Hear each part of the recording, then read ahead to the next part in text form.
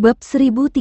Tolong temani dia. Karina mendengarkan penjelasannya dan berpikir kalau pihak lain menghabiskan begitu banyak uang untuk meminta Kevin mengobati penyakitnya. Tapi uang ini sepadan, apalagi biaya pengobatan di luar negeri sangat mahal dan ada banyak orang bangkrut karena pengobatan. Tapi Karina masih cukup terkejut karena berpikir kalau bayaran pacarnya sangat mahal. Maka kalau ada orang ingin memintanya untuk pengobatan, maka mungkin harganya akan dimulai dari ratusan juta. Jadi nanti kamu bisa cepat kaya ya kalau mengobati orang kaya dan konglomerat. Dia bercanda.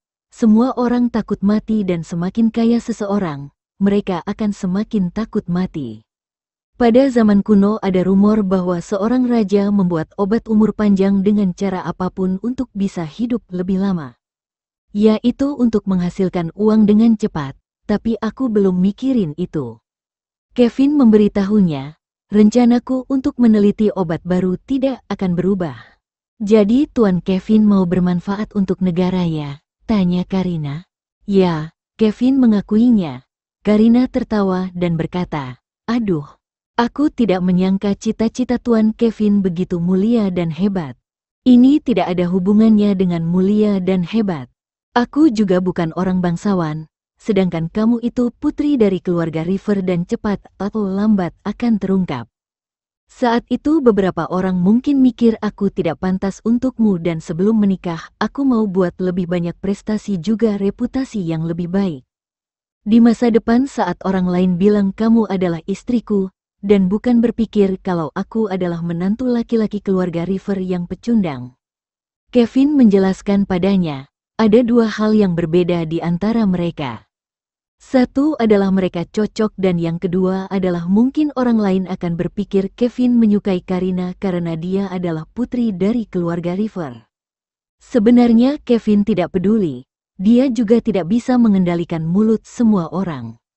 Tapi dia tidak mau Karina juga mengalami itu dan membuat dia menderita juga kesal karena perkataan orang lain. Tiba-tiba Karina jadi tidak tahu harus berkata apa. Pria ini selalu berpikir lebih banyak dari yang Karina kira dan berpikir jangka panjang. Kevin mengubah topik pembicaraan. Oh, ya, aku kasih tahu Nana alamatmu. Mungkin nanti tiba-tiba dia akan datang untuk main denganmu atau ajak kamu pergi belanja. Aku bahkan belum pernah ngobrol dengan nyonya muda kedua. Karina langsung jadi agak gugup. Bahkan saat pesta perayaan 1 bulan putri bungsu Clara, dia hanya menyapa nyonya muda kedua dan tidak pernah mengobrol. Jangan takut, Nana lebih ramah dariku, Kevin menenangkannya. Karina tertawa terbahak-bahak saat mendengar itu, karena dia jarang mendengar Kevin meremehkan dirinya sendiri. Dia masih ingin mengatakan hal yang lain ketika melihat Gushen mengetuk pintu dan masuk. Karina, nyonya muda kedua keluarga Okto ada di sini mencarimu. Sekarang dia ada di ruang tamu, kata Gushen padanya. Mendengar ini, Karina langsung berdiri dari kursi kerjanya. Dia berkata pada Kevin di sisi lain telepon, aku harus melakukan sesuatu jadi udahan dulu ya. Ya, aku juga harus sarapan. Sekarang baru pukul 5.30 pagi di Inggris dan sudah lebih dari jam 13 di kota Leicester. Sebenarnya jam 5 pagi Kevin terbangun karena Kina meneleponnya. Dia bilang ingin menemui Karina dan setelah selesai telepon dengan Kina, Kevin langsung menelepon Karina untuk memberitahu bahwa kepulangannya tertunda. Setelah selesai telepon, Karina buru-buru merapikan penampilannya. Kemudian dia sadar kalau sedang memakai pakaian rumah. Dia ingin kembali ke kamar untuk ganti pakaian sebelum menemui tamu.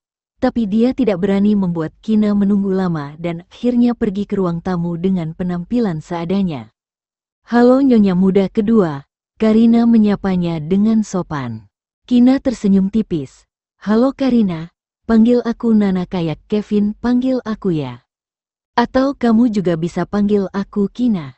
Aneh rasanya kalau kamu panggil aku nyonya. Kalau gitu aku akan panggil kamu Kina. Karina sejenak merasa ragu sebelum berkata. Kevin bilang mungkin kamu bosan di rumah dan dia minta aku datang untuk bermain denganmu. Kebetulan hari ini aku ada waktu luang, jadi aku kesini menemuimu. Kina menjelaskan, Kina kalau kamu pergi, gimana dengan Clara? Karina bertanya, pria itu benar, adiknya jauh lebih mudah bergaul daripada dia. Aura yang terpancar dari tubuhnya membuat Karina merasa tenang dan hangat. Karina bisa melihat kalau wajah Kina putih, lembut dan tidak ada noda sama sekali, juga terlihat awet muda. Dengan wajah cantik sepertinya, maka orang bisa berpikir kalau dia masih berumur 20-an. Karina baru ingat kalau sebelumnya Kevin pernah mengejeknya dan berkata kalau dia punya kerutan di ujung mata karena sering begadang, sedangkan Nana yang berusia 30-an tidak punya kerutan. Aduh, keduanya wanita tapi kenapa perbedaannya begitu besar? Meskipun Karina juga tidak punya kerutan, tapi dia merasa kalau kulit Kina jauh lebih bagus daripada miliknya. Kina tersenyum dan berkata, Clara itu kesayangan semuanya. Dia ada di rumah dengan dedinya dan kakaknya Clayton juga terus berteriak untuk menjaganya. Jadi lain kali aku akan ajak kamu ke rumah keluarga Okto untuk melihat Clara. Cuti panjang Ezra sudah lama berakhir dan sudah kembali bekerja di militer. Hari ini adalah hari Minggu dan Ezra jarang mengambil cuti. Jadi Kina memintanya untuk menjaga putrinya di rumah, sementara dia pergi menemui Karina. Oke, terakhir kali di pesta perayaan Clara ada terlalu banyak tamu dan aku bahkan tidak bisa benar-benar melihatnya. Jadi lain kali aku harus melihat Clara lebih dekat. Wallpaper ponsel Kevin adalah foto Clara dan setiap kali melihatnya, dia menjadi iri. Keduanya mengobrol sebentar dan kemudian mereka sepakat untuk pergi. Lalu Karina kembali ke kamar untuk berganti pakaian dan berdandan. Setelah itu dia dengan senang hati pergi berbelanja dengan Kina. Ezra merasa khawatir kalau Kina pergi sendirian, jadi dia mengirim supir dan 2 pengawal untuknya. Saat berbelanja, setelah selesai membayar Kina menyerahkan barang-barang mereka untuk dibawakan oleh pengawalnya. Sore hari, Karina merasa sudah sangat akrab dengan Kina, lalu dia menyentuh wajah lembut Kina dan bertanya dengan iri, Kina kamu pakai skincare merek apa? Kulitmu bagus banget, dulu kesehatanku buruk dan aku pakai produk skincare herbal yang Kevin buat. Sekarang aku sudah lebih sehat tapi masih pakai produk skincare herbal yang Kevin buat, Albert juga pakai. Kina menjawab sambil tersenyum, Karina tercengang. Bahkan Kevin juga bisa membuat produk skincare. Jadi ada berapa banyak keterampilan pria itu yang tidak diketahui olehnya? Dia tidak bilang padaku. Gimana aku bisa pakai itu? Karina berkata dengan marah. Kevin mungkin berpikir kamu masih muda dan belum perlu pakai produk skincare-nya. Kina mencoba membantu Kevin menjelaskan.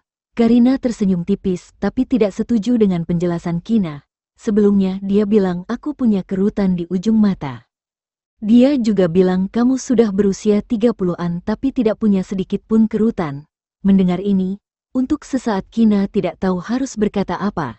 Selama beberapa saat mereka terdiam, Kina menepuk bahu Karina dan berkata dengan serius.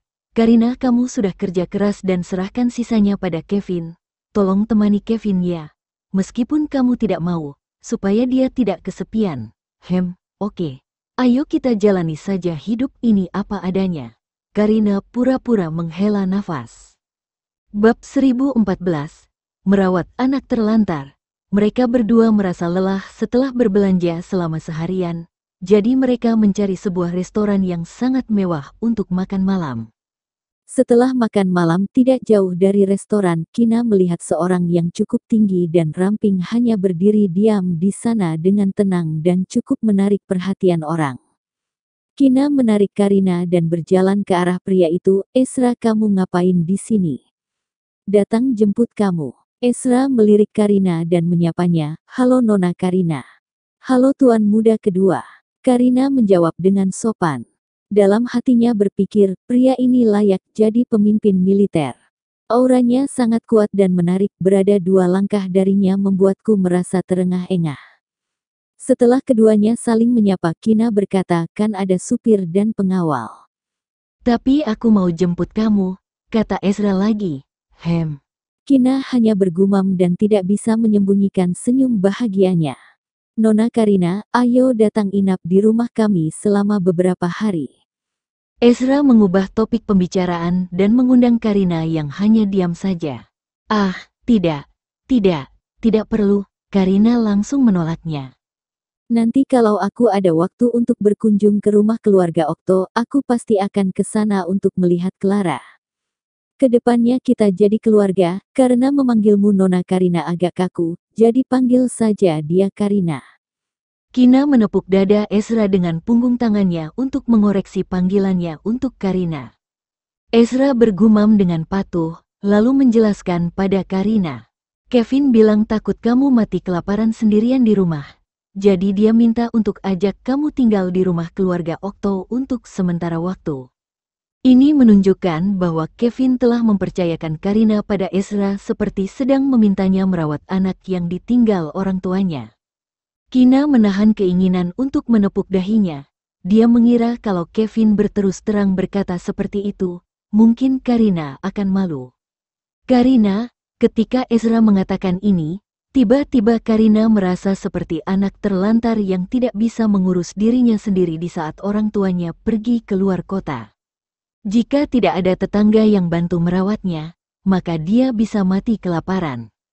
Wow, sangat memalukan. Sungguh miris dan menyedihkan bagi yang mendengar ini. Setelah tersadar kembali, Karina menolak sambil tersenyum. Terima kasih karena sudah mengundangku, tapi kakakku sendirian di rumah. Jangan khawatir tentangnya, dia sudah hampir berusia 30 tahun dan bisa jaga diri sendiri. Ezra terdengar dingin dan kejam, dengan lembut membuka pintu mobil untuk Karian terlebih dahulu dan memaksanya lagi. Silahkan masuk ke mobil Nona Karina. Ayo Karina, inap beberapa hari di rumah keluarga Okto, supaya kamu bisa lihat Clara. Kata Kina, sulit untuk menolak kebaikan mereka, jadi Karina merasa tidak baik kalau menolak lagi dan menerima ajakan mereka. Untungnya untuk sementara waktu Kevin tidak berada di rumah dan dia sudah bekerja keras supaya tidak bosan. Saat ini Karina sudah punya 2 pembaruan naskah. Jadi kalau saat ini dia menginap selama beberapa hari di rumah keluarga Okto ini tidak jadi masalah. Ketika Karina masuk ke mobil, Ezra membantu istrinya membuka pintu mobil penumpang dan mencari kesempatan untuk mencium pipinya. Kina menahan senyum dan memelototinya, mengingatkannya untuk tidak berbuat yang lain karena ada orang lain. Ezra duduk kembali di kursi pengemudi dan bertanya, Kina tadi kamu dan Karina belanja apa saja? Oh, aku beli pakaian untuk Clayton, dasi untukmu, pakaian baru untuk musim semi. Aku juga beli beberapa perhiasan dengan Karina dan aksesoris. Aku beli cukup banyak barang, Kina berkata dengan gembira. Karina yang duduk di kursi belakang mobil sedang menelepon Gushen dan berkata kalau malam ini dia tidak pulang dan akan menginap di rumah keluarga Okto selama beberapa hari. Gushen yang sama sekali tidak siap bertanya, terus gimana denganku? Karina merenung selama beberapa detik, memikirkan apa yang barusan dikatakan oleh Ezra. Kakakmu itu bentar lagi umur 30 tahun, jadi harus belajar mandiri. Karina langsung memakai kalimat Ezra, setelah jeda, dia berkata lagi. Kak hukum bertahan hidup di alam itu, yang kuat bertahan dan yang lemah musnah. Kamu itu sudah dewasa tapi masih tidak bisa mandiri. Setelah aku kembali dari rumah keluarga Okto, aku akan membereskan mayatmu. Berapa lama kamu akan pergi? Gushen bertanya lagi. Tergantung mood, Karina menjawab dengan samar. Gushen yang pintar berakting mulai berkata dengan menyedihkan, Karina, jangan pergi terlalu lama ya. Atau ketika kamu kembali, rumahmu akan bau dan kamu pasti akan kerepotan menanganinya. Kenapa kamu tidak pergi dan inap beberapa hari di rumah nenek? Karina memberinya saran. Saat mendengar ini, Gushen menjadi gemetar dan langsung menolaknya karena teringat ketika sebelumnya dia dipaksa pergi kencan buta oleh neneknya. Dan pada akhirnya dia dikejar oleh gadis itu selama beberapa blok. Setelah mereka selesai berbicara, Kina berkata padanya, Karina, kenapa kamu tidak ajak kakakmu untuk inap selama beberapa hari di rumah keluarga Okto? Ah, tidak perlu. Barusan dia berakting jadi anak malang dan aku berperan jadi orang tua yang pergi meninggalkannya. Karina menolak sambil tersenyum. Jangan khawatir tentangnya, dia bukan orang bodoh dan kaya, jadi dia tidak akan mati kelaparan. Kina terdiam. Mereka berakting jadi anak malang dan orang tua yang pergi meninggalkan anaknya. Astaga. Karina mengirim pesan WeChat pada Kevin yang berada di Inggris. Karina, tuan muda kedua dan Kina ajak aku menginap di rumah mereka. Kevin mungkin sibuk melakukan sesuatu dan butuh hampir 10 menit sebelum akhirnya dia membalas chat. Kevin, iya, aku tahu. Karina, kamu kasih tahu tuan muda kedua kalau aku hanya berdua dengan Gushen, maka aku bisa mati kelaparan ya. Kevin, aku lagi tidak di rumah dan khawatir kamu kelaparan terus jadi kurus. Karina, jangan bahas itu deh, beratku sudah nambah 5,5 kilogram dalam 2 bulan. Jadi aku harus diet saat kamu lagi di Inggris. Kevin, oke, aku tidak akan bahas tentang menurunkan berat badan. Aku pergi ke kamar mandi untuk balas chatmu dan aku masih harus melakukan beberapa hal. Jadi kamu pergilah ke rumah keluarga Okto untuk bersenang-senang, tidak perlu merasa canggung dan anggap seperti rumahmu sendiri. Karina, oke, kalau gitu selamat bekerja. Karina menaruh ponselnya dan diam-diam mendengarkan percakapan Ezra dan istrinya. Dia sedang menjalani hubungan jarak jauh dan merasa iri ketika mendengarkan percakapan mereka yang sangat romantis. Keduanya terlihat sangat saling mencintai, romantis dan manis.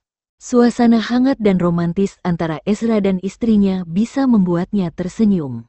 Dia mendengar bahwa tahun ini adalah tahun ke-9 pernikahan Ezra dan Kina. Karina melihat mereka yang terlihat saling mencintai meskipun sudah cukup lama bersama. Kina menyadari kalau Karina seperti diabaikan, jadi dia meminta Ezra untuk fokus mengemudi dan berhenti bicara dengannya. Lalu dia mengajak Karina berbicara dan membahas banyak hal. Setelah lulus kuliah, Kina secara perlahan tidak pernah berkomunikasi dengan teman sekelasnya dan tidak punya banyak teman. Sejauh ini selain Albert yang sudah mengenalnya selama 20 tahun, ia juga sudah mengenal Giselle selama 2 atau 3 tahun dan sekarang ada Karina yang baru dikenalnya hari ini.